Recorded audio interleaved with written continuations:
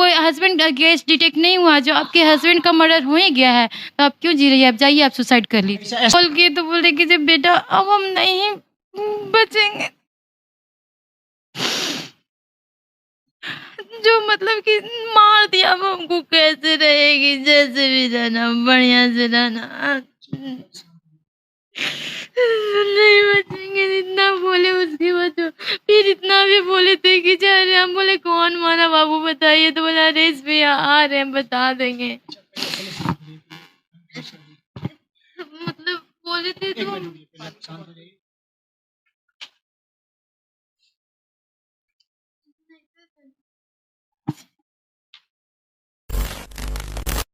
जय हिंद दोस्तों, आप देख रहे हैं पब्लिक प्रोल पॉइंट्स और फिलहाल अभी हम महिला विकास मंच के कार्यालय में बैठे हुए हैं। आपको बता दूं, हमारे बिहार में महिला सशक्तिकरण को एक बहुत ही अहम बात माना जाता है और अहम मुद्दा बना करके वोट बैंक भी बनाया जाता है। इस महिला सशक्तिकरण इतना डेवलप हो गया है ना कि आज कोई भी महिला अगर अपने हक की मांग करे, किसी के पति की हत्या कर दी जाए और अपने हक की मांग के लिए अगर वो लड़ाई लड़े, तो जो भी कार्रवाई होती है ना, वो उस पर जीरो कार्रवाई किया जाता है। मैं ऐसा इसलिए बोल रहा हूं क्योंकि अभी हमारे साथ एक महिला बैठी हुई है, इनके पति की हत्या कर दी जाती है और जब ये पुलिस प्रशासन से एसपी डीएसपी यहां तक कि मुख्यमंत्री के पास तक चली जाती है, उसके बावजूद कार्रवाई के नाम पे जो मैंने पहले बताया था, जीरो। आइए पूरी घटना के बारे में इनसे ही जानते हैं। अच्छा मैम, पहले आपका नाम क्या हुआ? प्रिया रानी। प्रिया रानी जी। अच्छा, आप कहाँ के रहने वाले हैं? नालंदा जिला अंतर्गत एकंगर से थाना के अंतर्गत फगुनीपुर गांव के रहने वाले। अच्छा, आपके पति के साथ एग्जैक्ट हुआ क्या था? पूरी घटना एक बार बताएं। मेरे हस्बैंड, मतलब मेरे हस्बैंड का दोस्त गोलू था, उसको पैसा मतलब लेन देन रहता था, लेता था फिर दे देता था, लेकिन मेरे हस्बैंड उससे कभी नहीं पैसे लिए। मेरे हस्बैंड से वो लेते रहता था, तो 2020 लॉकडाउन के करीब मतलब लिया था अपने शादी में, मई था उस समय, कुछ पैसा लिया था, अच्छा अमाउंट, उस समय भी 6 लाख लिया था। उसके बाद शादी के समय लिया, फिर धीरे धीरे लेते गया। बोला कि जब भैया लॉकडाउन खत्म होगा तो स्कूल चालू होगा विद्या ज्योति, तब हम दे देंगे पैसा धीरे धीरे करके। फिर नहीं देते गए, उसका एविडेंस मेरे पास है अभी। तो उसका एविडेंस का ये ऑडियो सुनाते हैं जी। मेरा भैया तब कहाँ से दे पाए, अब मेरा ही अभी पैसा नहीं है। जो भी था हम हमारे पास वो सब हम पहले आपको दे चुके। वो पैसा तो दिया नहीं है, लेकिन किसी तरह से आपको हम पैसा दे रहे हैं। लेकिन अभी फिलहाल हमारा स्कूलों को यही स्थिति है, पैसा हम ना दे पा रहे हैं। लेकिन हाँ, दिवाली तक श्योर है कि आपको पूरा का पूरा पैसा क्लियर हो जाएगा। दिवाली तक बोले थे कि पैसा हम दे देंगे। फिर पूरा चैट भी है इसमें, पूरा ये सब।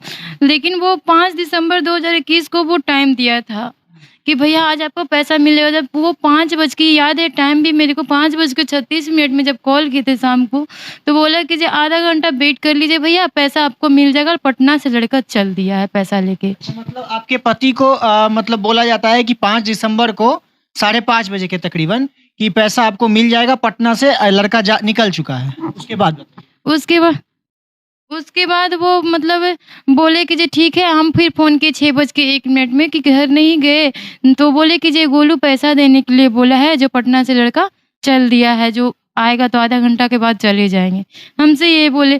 तो आधा घंटा के बजाय गोलू को भी टाइम दिए थे, तो वो आधा घंटा नहीं बल्कि 6:16 में फिर वो कॉल किए। वो कॉल के तो गोलू रिस्पॉन्स नहीं दिया, 2 बार कॉल के रिस्पॉन्स नहीं दिया। तो वो सोचे कि अब वो पैसा नहीं देगा, झूठ बोल रहा है, तो फिर वेट करते करते घर जा रहे थे। घर जाने के क्रम में ही वे घटना का अंजाम हुआ। गोली मतलब गांव के रोड में ही वो 6 गोली मारकर रहते। 3 गोली जब लगा तो मतलब फ़ोन किए कि बेटा मेरे को ना गोली मार दिया कमर में, जो पापा को जल्दी से मतलब गाड़ी लेके भिजवाओ ना। इतना बोले तो हमको दिमाग नहीं काम किया, तो दिमाग नहीं काम किया। परेशान नहीं होना है, बस आप समस्या को अपनी बताइए, परेशान नहीं होना। तो हमको दिमाग नहीं काम किया, तो हम अपनी ननद के पास, बड़ी वाली के पास, हम रांची में रहते थे। उसमें मेरी प्रेगनेंसी का ये चल रहा था, 4 मंथ हुआ था प्रेगनेंसी का। तो हम दीदी को बोले, मैं अपनी बड़ी वाली ननद को, तो बोले कुछ नहीं होगा उसको, प्रिया जब बोलो ना जल्दी से एक बात करो किसी। फिर वो बोले कि मतलब कॉल किए तो बोले कि बेटा अब हम नहीं बचेंगे। जो मतलब कि मार दिया, अब हमको कैसे रहेगी, जैसे भी रहना, बढ़िया से रहना, नहीं बचेंगे। इतना बोले उसके बाद तो फिर इतना भी बोले थे कि जा रहे, हम बोले कौन मारा बाबू बताइए, तो बोला अरे इस पे आ रहे हैं बता देंगे। मतलब बोले थे तो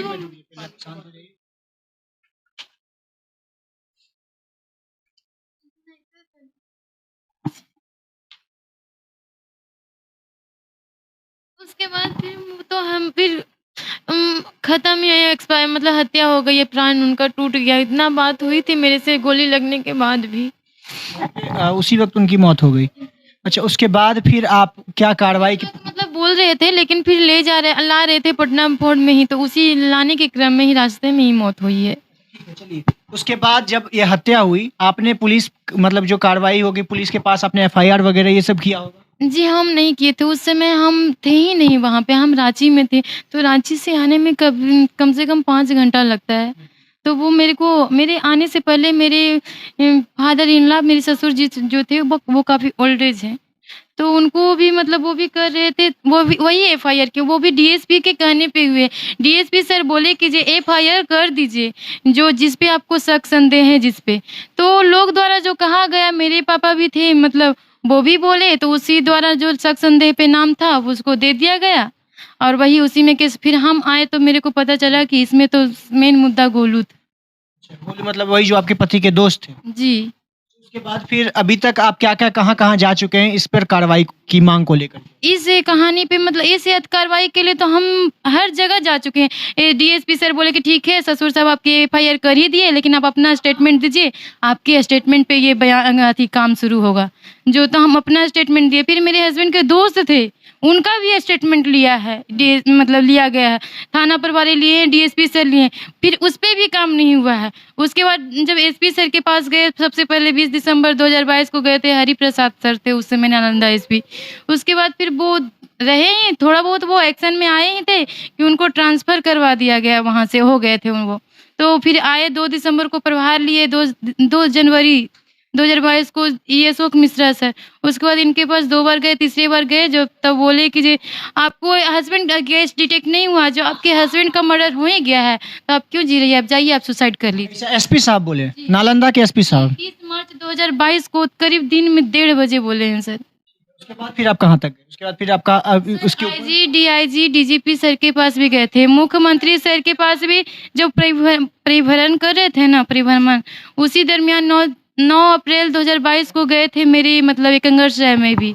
तो उसी दौरान एसपी सर भी थे वहाँ पे, सब कोई थे। तो उसी समय नीतीश कुमार सर ने बोले कि जी ऐसा क्या मामला है, इस केस को जल्दी ही डिटेक्ट करो, क्या मतलब ये ड्रामा बना के रखे हुए, ये नीतीश कुमार सर बोले थे, मुख्यमंत्री जी। उस वक्त एसपी और डीएसपी तो उनको फटकार लगाते हुए? हाँ, तो 2-3 दिन एक्शन रहा, किसी को भी मतलब मेरे हस्बैंड के दोस्त लोग को भी उठा के पूछा करते थे कि क्या हुआ। थाना प्रभारी यहाँ मेरे हस्बैंड के दोस्त लोग को ही कि कुछ पता चलता है यार, बताओ तो सही कौन कर दिया जो। तो ये बताइए कि ये तो प्रशासन का काम है, ये तो हम लोग को नहीं काम है। अच्छा, ये आपकी बच्ची है? हाँ, बच्चा है, लड़का है। हाँ। अब बताइए, यहाँ पर हमारे बिहार का सबसे दुर्भाग्य महिला सशक्तिकरण, बहुत महिला सशक्त हो गई है। महिला इतनी सशक्त हो गई है हमारे बिहार की कि हमारे मुख्यमंत्री के फटकार के बाद भी न्याय नहीं मिल रहा है। इस बच्चे को देखिए, इस बच्चे की क्या गलती है, और ये बच्चा जब पूछेगा कि अब मेरे पिता कहाँ हैं, इसका भी जवाब नहीं होगा इनके पास। और ये अगर पता चलता भी है तो अगर पूछेगा कि क्या मेरे पिता को मारने वाले को सजा मिली, उसका भी ये जवाब यही देंगे कि हमारे बिहार का जो भ्रष्ट सिस्टम था, जो हमारे बिहार की कानूनी व्यवस्था थी, इतना करप्ट थी कि ना हम उस पर कार्रवाई करवा पाए, ना अपने हक की मांग अपने हक की लड़ाई लड़ पाए। इसलिए नहीं लड़ाई कर पाए क्योंकि महिला सशक्तिकरण हमारे बिहार में बहुत ज़्यादा है। जीता जागता एग्जाम्पल देख सकते हैं। और उससे भी बड़ी बात बताऊं कि किसी के पति की हत्या हो जाती है और उसके बाद इनको हर जगह से अपना मतलब जिस तरह जो भी इनका मांग था, जो भी इनका मतलब उम्मीद लगा के रखे हुए थे, सबका सब खत्म हो गया, चकनाचूर हो गया। और फाइनली आज ये यहाँ पर बैठे और मीडिया के सामने इनको आकर बैठने को मजबूर हो गया। अगर साहेब बिहार का सिस्टम इतना मजबूत है, आप बात करते हैं कि हमारे बिहार में कुछ चीज़ की कमी नहीं है, सब कुछ सही है, तो क्यों ये लड़की, ये महिला आज भटक रही है? क्यों नहीं बिना मीडिया के पास आए इनको न्याय दिलवा दिए? क्यों यहाँ आपके एसपी साहब आपकी फटकार के बावजूद सो रहे होते हैं? अब नींद खुलता, और ऊपर से सबसे बड़ी बात बताऊं, हमारे बिहार के एसपी साहब जिनको कहा जाता है कि एक बहुत बड़ा योगदान होता है हमारी जो कानूनी व्यवस्था होती है उसको मेंटेन रखने के लिए, वो महिला को कहते हैं पति तुम्हारा मर गया, तुम भी जाकर के सुसाइड कर लो। ये सबसे बड़ा दुर्भाग्य वाला बात है। आप लोगों से भी एक निवेदन रहेगा कि इस तरह की जो कार्रवाई हो रही है, बहुत सशक्त कार्रवाई जो हो रही है, उसको थोड़ा सा आप लोग भी देखिए और इतना शेयर करिए कि जो एसपी साहब हैं और जो मुख्यमंत्री हैं उनके पास तक यह वीडियो पहुंचे, और तब जाकर के कम से कम उनको शर्म आनी चाहिए कि मेरे फटकार के बाद, मेरी बात नहीं सुनने के बावजूद ये लड़की आज फिर से ये लड़ाई लड़ने को तैयार है। आप देख रहे हैं पब्लिक प्रोल पॉइंट। इस तरह की अपडेट्स हम आपको और देते रहेंगे। अभी चाहूंगा इजाजत।